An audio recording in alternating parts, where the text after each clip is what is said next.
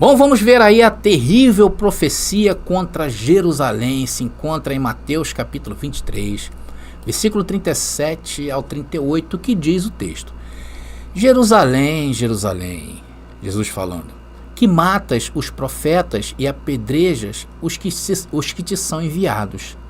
Eis que a tua casa ficará deserta.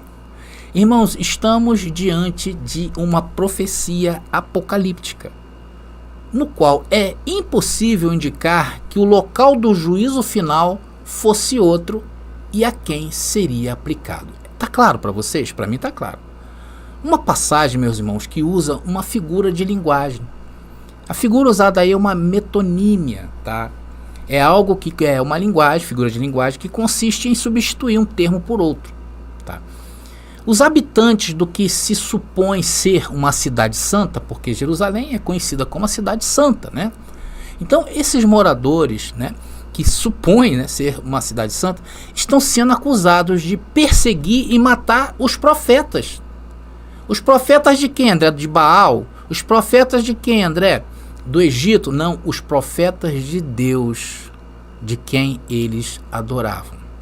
E isso, amados, não era um fato isolado e novo, porque isto foi feito muitas vezes no passado naquela cidade, conforme Jesus denuncia aí nesse mesmo capítulo e agora no verso 30, 23, 30. Vamos ver Jesus denunciando isso aí? Está ali.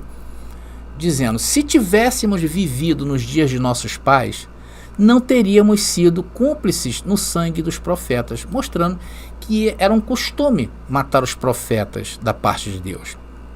E eles são profetizados por Jesus, que continuarão a fazer. Ou seja, Jesus, além de trazer uma sentença ali, dizendo que a cidade ficará desolada, eles ainda falam, Jesus ainda fala para eles que eles ainda vão matar muitos profetas na frente. Isso está escrito, né? Claro. Versículo 34 diz: portanto, eis que vos envio profetas, homens sábios e mestres da lei. Vocês crucificarão alguns e açoitarão outros na sinagoga, perseguindo-os de cidade em cidade. E foi isso que aconteceu. O povo, né, os principais de Israel, de Jerusalém, perseguiu o povo, agora mais tarde chamado cristão.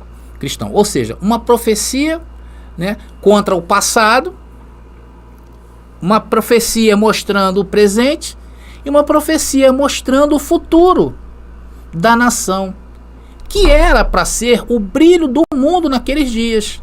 E o Senhor se entristece com o destino que essa cidade teria, que foi a glória da aliança de Moisés.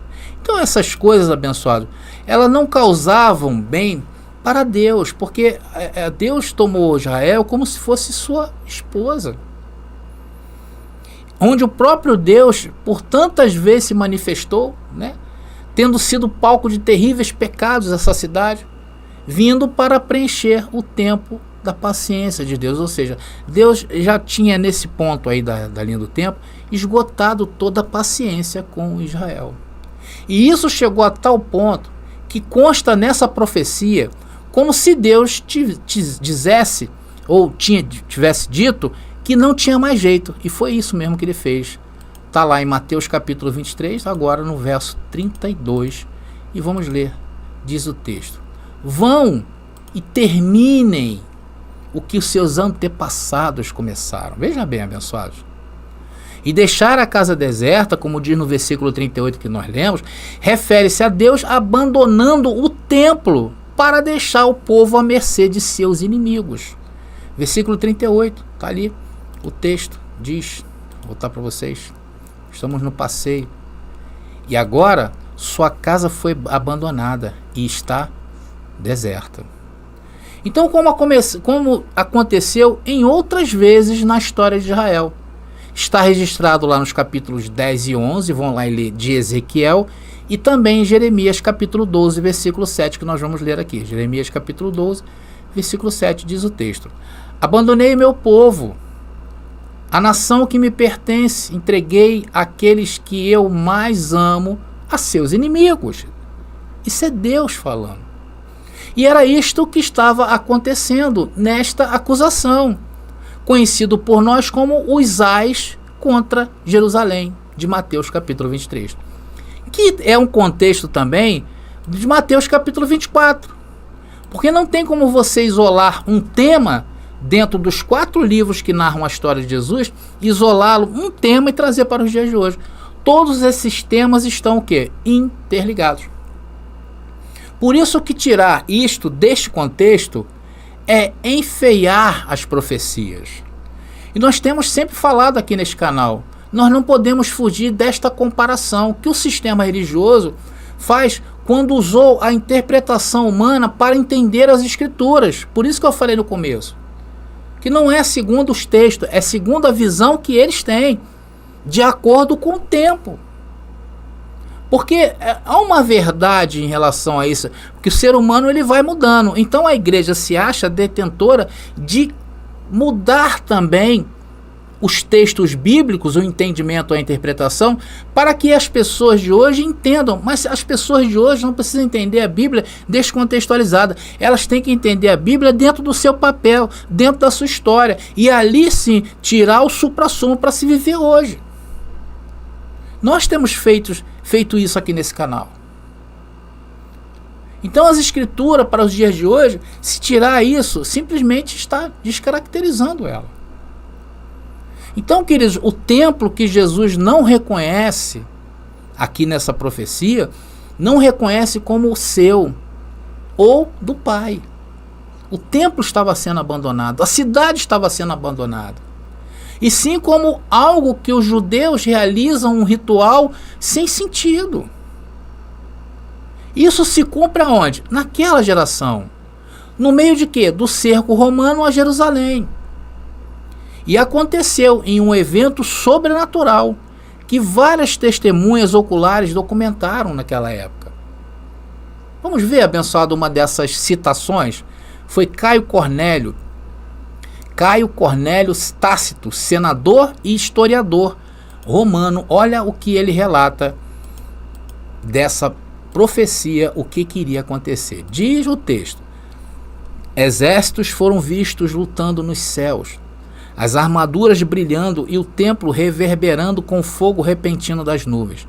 Tendo aberto de repente as portas do templo, uma voz sobre-humana foi ouvida, gritando que os deuses estavam saindo, seguida pelo barulho produzido por aqueles que estavam saindo.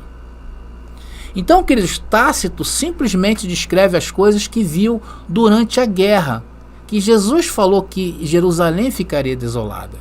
Por que Jerusalém ficaria desolada? Porque o Senhor já não fazia-se mais presente.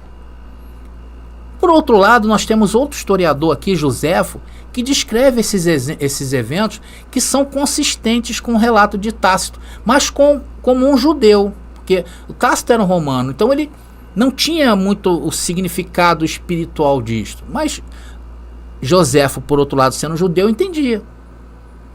Então ele entendia as escrituras, ele entendia o que estava acontecendo, além do que era meramente visível. E vamos ver esse relato aí de Joséfo. Está ali, Joséfo. É um texto bastante extenso, abençoado, mas vamos ler. Diz aí: os miseráveis acreditaram naqueles que os enganaram em nome de Deus. Os sinais que se apresentavam anunciavam manifestamente a destruição iminente, mas eles não os notaram, nem quiseram acreditar neles. Ficaram aturdidos e insensatos, como cegos sem alma. Esconderam tudo o que Deus lhes revelou. Ainda mais o portão leste do pátio, o interior do templo, feito de bronze, e tão pesado que precisou de 20 homens para fechá-lo com ferrolhos de ferro que martelavam na pedra. Abriu-se sozinho na 6ª da noite. Os guardas do templo notificaram seu chefe e juntos conseguiram fechá-lo com dificuldade. As pessoas comuns consideravam que era um prodígio afortunado, como se Deus tivesse aberto a porta da felicidade para eles. Vamos à segunda parte desse relato aí, abençoado.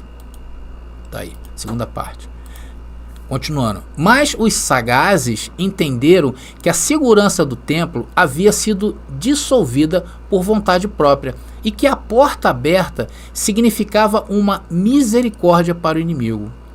eles proclamaram publicamente que o prodígio lhes predisse a desolação vindoura. Está falando no momento que as tropas começaram a invadir a Jerusalém. Poucos dias depois das festas, Páscoa, no dia 21 de maio, outro sinal incrível foi mostrado. Pode ser que o que eu quero dizer possa ser considerado uma fábula. Se alguns que o viram ainda não estivessem vivos, e se infortúnios e mortes tão grandes como esses sinais lhe acontecessem. Está falando da visão, tá, abençoado? José está relatando aí a visão que teve antes da destruição de Jerusalém. Vamos continuar. Antes do pôr do sol, eles se mostraram por todas as regiões do país, muitos carros correndo por toda parte, e com eles esquadrões armados, passando pelas nuvens derramadas sobre as cidades. Na festa chamada Pentecostes, os sacerdotes, conforme o costume, entravam à noite no pátio interno do templo para realizar suas cerimônias. E primeiro sentiam um choque acompanhado de um barulho, e depois percebiam como a voz de uma multidão enorme dizendo: vamos sair por aqui ou daqui. Está ali a referência, tá? A guerra dos hebreus.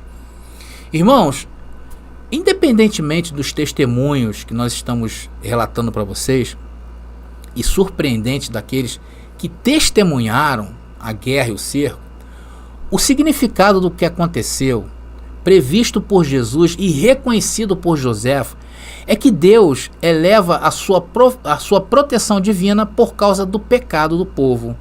Vamos ver onde ele alertou, Deus alertando o povo em relação ao que aconteceriam a eles se eles rejeitassem a aliança, se o povo lá rejeitasse o povo de Israel. Está ali, ó. Diz o texto: mas se vocês não me derem ouvidos e não obedecerem a todos esses mandamentos, e se quebrarem a minha aliança, rejeitando meus decretos, desprezando meus estatutos e recusando-se a cumprir meus mandamentos, eu os castigarei. Então foi avisado. Trarei sobre vocês terrores repentinos, doenças debilitantes e febres ardentes, que farão seus olhos escurecerem e sua vida definhar. Semearão em vão, pois seus inimigos comerão suas colheitas. Irmãos, olha só o relato. Em outra passagem, Joséfo, irmãos, relata que Deus abandonou seu povo para ser purificado de sua maldade pelo fogo da guerra. Também que o templo permanece impuro e inabitável por Deus, devido ao número de judeus que morreram ali. E vocês sabem que a gente tem falado sobre números aqui, né, abençoado? Foram mais de 2 milhões. Vamos ler esse texto aqui, que é um texto também de Flávio Joséfo. Diz ali: ó miserável e miserável cidade, o que você sofreu dos romanos para comparar com isso? Que entrou para te purificar dos teus males coberto com fogo e chamas. Não era mais um templo ou um lugar onde Deus habita, nem poderia continuar sendo, porque você foi feito um sepulcro para os cadáveres de seus nativos. Olha aí, abençoado. Vocês querem ver um outro relato? O general Tito, ao findar o cerco e destruir a cidade, olha o que ele falou. O relato do general Tito, e tá ali a referência, para dizer que a gente... É só você procurar essa referência aí, tá, abençoado?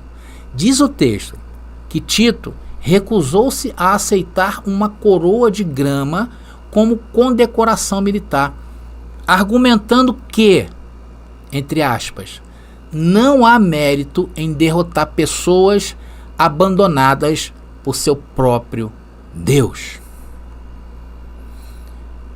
Meus queridos, com esse contexto que nós estamos trazendo para vocês, chega a ser ridículo pensar que a frase "a sua casa está deserta" para você pode se referir a qualquer geração de pessoas além desses fariseus e mestres desta era de Jesus, sentenciados durante todo o discurso de Jesus dos ais ali em Mateus capítulo 23.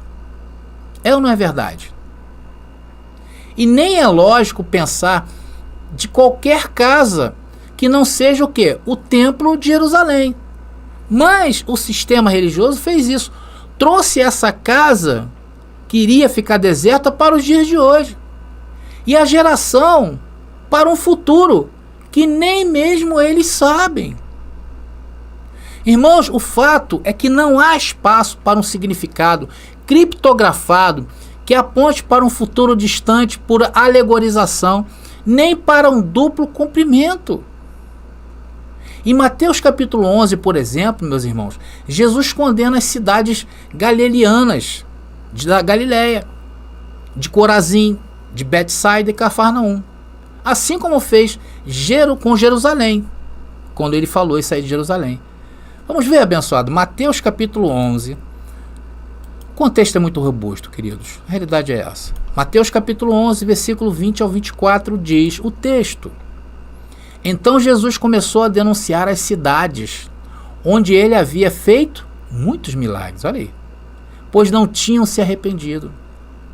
Aí Jesus fala, que aflição os espera, Corazim e Betsaida, porque se nas cidades de Tiro e Sidom tivessem sido realizados milagres que eu realizei em vocês, há muito tempo seus habitantes teriam se arrependido e demonstrado isso, vestindo panos de saco, jogando cinza sobre a cabeça. Vocês sabem que Tiro e Sidom é uma referência a Sodoma e Gomorra, tá? E eu lhes digo que no dia do juízo, Tiro e Sidom serão tratadas com menos rigor que vocês.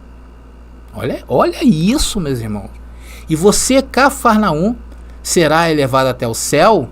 Não, descerá até o lugar dos mortos, porque se na cidade de Sodoma tivessem sido realizados os milagres que realizei em você, estaria de pé ainda hoje. Eu lhe digo que no dia do juízo, Sodoma será tratada com menos rigor que você. Olha só, meus irmãos. Irmãos, estas maldições são maiores do que as do provérbio da cidade de Sodoma, Tiro e Sidom. E essa condenação, irmão, veio do fruto da incredulidade de seus habitantes naquele tempo, diante da mensagem do reino de Deus, que foi entregue pelo próprio Jesus. E detalhe, acompanhada de milagres, meus irmãos. Por isso que Jesus faz essa referência a milagre, né? Se eu tivesse feito tanto milagre lá em Sodoma, com certeza eles teriam se convertido. Qualquer cidade, menos a cidade do Pai. Irmãos, por isso que eu sempre falo, tá? Quero abrir uma nota aqui nessa mensagem. O milagre é bom. O milagre é excelente. Claro, todos querem milagre, tá? Quem não quer milagre hoje? Só que tem esse lado. O milagre não converte nada a nada. Por que, abençoado, o milagre não converte? Porque existe a morte, que ninguém escapa. Se hoje você escapou, como dizem, né, de um laço de morte, amanhã tu não escaparás. Então isso não converte.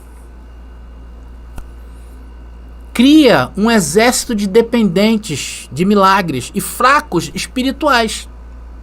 Está aí o sistema religioso. Fecha aspas e voltemos à mensagem.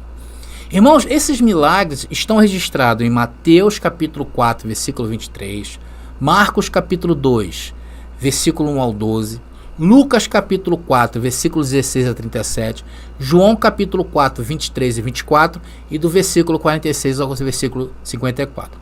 Agora, Jesus em Lucas capítulo 10, versículo 15, que vamos ler, figurativamente diz que Cafarnaum seria afundada no Hades, sendo este termo semelhante à Geena, mas com uma conotação mais associada à morte do que ao fogo. Vamos ver essa declaração de Jesus sobre a cidade? Está aí, Lucas capítulo 10, versículo 15, diz o texto: E você, Cafarnaum, será elevado até o céu? Não, descerá até o inferno. Olha aí, meu irmão. Aí no caso, o lugar dos mortos. Essas cidades são finalmente destruídas à medida que os romanos avançam do norte. Antes de chegarem a Jerusalém para o seu cerco em 70 d.C., cumprindo a profecia de Cristo. Joséfo disse isso sobre essas cidades que estavam sendo destruídas antes da grande cidade. Diz: toda a Galiléia estava cheia de fogo e sangue, sem um lugar que não sofresse misérias e calamidades. Irmãos, até hoje existem apenas ruínas desses lugares, sítios arqueológicos desabitados. Você vai à cidade, essas cidades aí, não tem nada. Agora, irmãos, esperar algum cumprimento pendente ou futuro do dia do julgamento para um futuro não faria sentido, meus irmãos, pois são cidades que foram destruídas, que sofreram o castigo de Deus no devido tempo. E detalhe, de acordo com a forma como o julgamento foi dado no Antigo Testamento sobre os incrédulos daquela geração, não deixando nenhuma cidade ou habitantes que possam eventualmente ser julgados no futuro. Nenhum descendente abençoado. Meus queridos, você entende? Hello? Tem gente aí ainda? Estão aí ainda, abençoado? Não tem nenhum descendente dessa cidade para ser julgado. Vocês estão notando que quanto mais nós vamos nos aprofundando nas escrituras, mais nós mergulhamos nos escritos, mais ela nos envolve naqueles dias que é impossível que isso ocorra nos dias de hoje. Vocês estão sentindo, abençoado, como isso vai dando base, como isso vai dando solidez para nós? Irmãos, o fato está justamente na incredulidade do cristianismo tradicional, que não aceita os escritos puros e simples como são, entendendo eles no enredo bíblico e não nos enredos de hoje para o futuro. Não há conexão desse passado com o futuro, meus irmãos. Não existe essa ponte. Nós estamos mostrando os textos bíblicos. Agora, irmãos, para encerrar, em Mateus capítulo 10, versículo 5 ao 15, como em Jerusalém, Corazim, Betsaida e Cafarnaum, Jesus condena toda a cidade de Israel que não recebe a mensagem do reino de Deus a sofrer o mesmo destino no dia da morte por sua incredulidade. O que, André? Vamos ver onde está escrito isso? Acompanhe comigo aí que eu fiz aqui um compêndio para a gente entender os versículos, tá aí? Os versículos estão aqui embaixo, vamos ler. Diz o texto: Jesus enviou esses 12 e os instruiu, dizendo: não vá pelo caminho dos gentios e não entre na cidade dos samaritanos, mas vá antes às ovelhas perdidas da casa de Israel. Enquanto você for, pregue, dizendo: o reino dos céus está próximo. Cure os enfermos, purifique os leprosos, ressuscite os mortos, expulse os demônios. De graça recebestes, de graça dai. Mas em qualquer cidade ou vila em que entrardes, procurai quem é digno nela, e ficai ali até sairdes. E se alguém não vos receber, nem ouvir vossas palavras, saia dessa casa ou cidade, e sacudi o pó dos pés, para um testemunho contra eles. Isso aí é um hábito, né? Em verdade vos digo que no dia do juízo, o castigo para a terra de Sodoma e Gomorra será mais tolerável do que para aquela cidade que eles forem visitar. Vocês estão entendendo, abençoado? E o que nós estamos vendo nessa mensagem até agora? É que todo Israel é um potencial receptor desse julgamento, se rejeitasse a mensagem dos enviados de Jesus sobre a chegada do novo reino estabelecido por Deus. Apesar, meus irmãos, de todos os sinais que os apóstolos fizeram, e foram muitos, né? A maioria daquela geração, a verdade é essa, uma geração má e adúltera, rejeitaram a mensagem do novo reino. E essa rejeição dos enviados de Jesus a Israel seria um sinal para os próprios judeus, um testemunho contra eles de julgamento. Mateus 10:40, abençoados. É o último versículo dessa mensagem.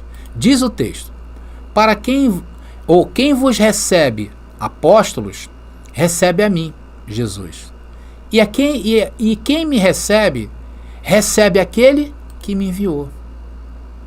Se eles não recebem ou ouvem os apóstolos, eles também estão rejeitando Cristo e o Pai, caindo em quê?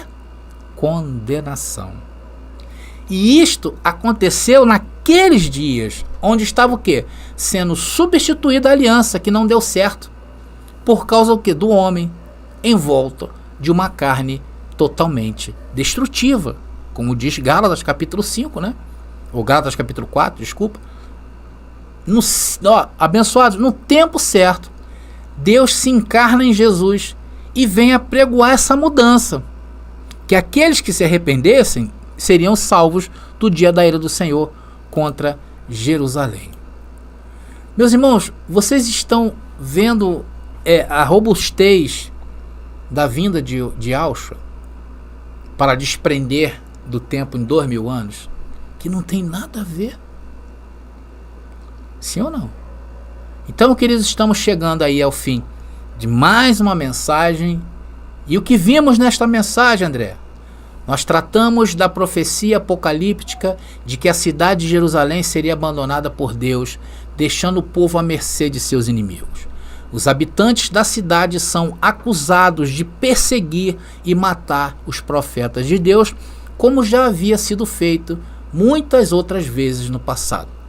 A profecia é contra tudo o que aconteceu no passado, presente e o que ainda aconteceria no futuro daqueles dias da nação de Israel. Tanto que a história mostra as perseguições que houve no primeiro século aos escolhidos de Deus.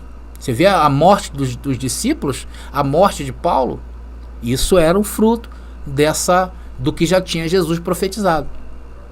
E eles que deveriam ser o brilho do mundo naqueles dias.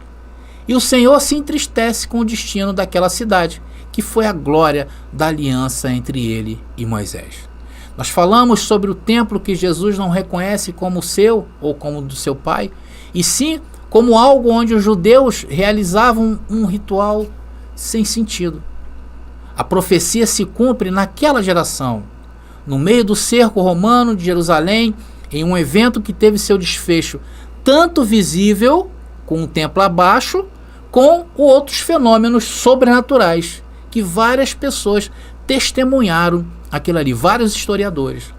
E se estas coisas não provam a vinda de Yahushua, a sua parousia, eu não sei mais o que prova.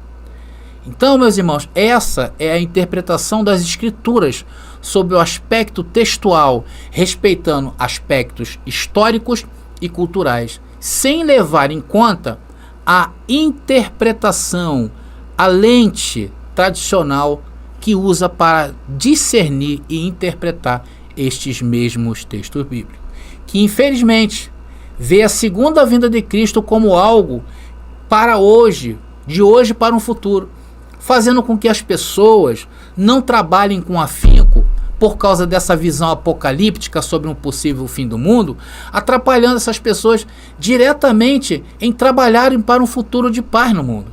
Porque elas pensando assim, elas estão se autodestruindo psicologicamente. Irmãos, e mais uma vez, lembrando a vocês que essa mensagem rica em detalhes faz parte das nossas apostilas. Adquira hoje mesmo e se aculture e saiba preparar um futuro melhor para seus filhos e seus netos e dentro da sua comunidade seja a diferença, tá bom? Bom, queridos, eu vou ficando por aqui. Mais uma vez, obrigado a todos vocês.